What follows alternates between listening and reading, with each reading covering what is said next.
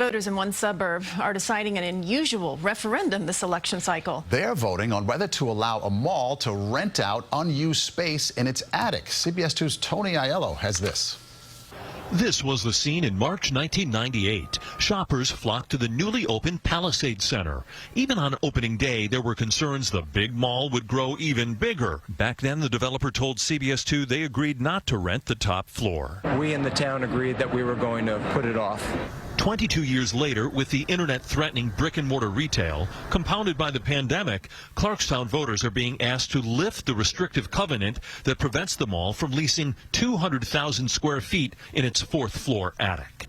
The mall believes unfinished, high-ceilinged space would appeal to a variety of possible tenants not interested in retrofitting a former anchor store, such as the empty J.C. Penney or Lord & Taylor.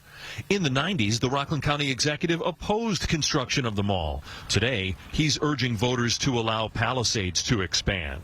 We can either have the people invest in the mall and continue paying property taxes and then some and sales taxes, or we can let it wither and die, and that's just not really a viable option right now.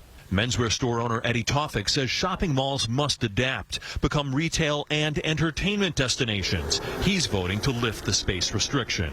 I'm going to have more traffic in the mall. More traffic, it means more business.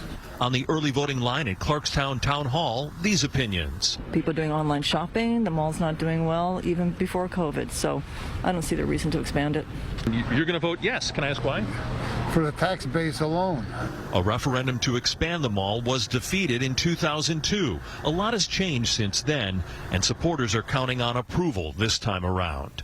In West Nyack, New York, Tony Aiello, CBS 2 News.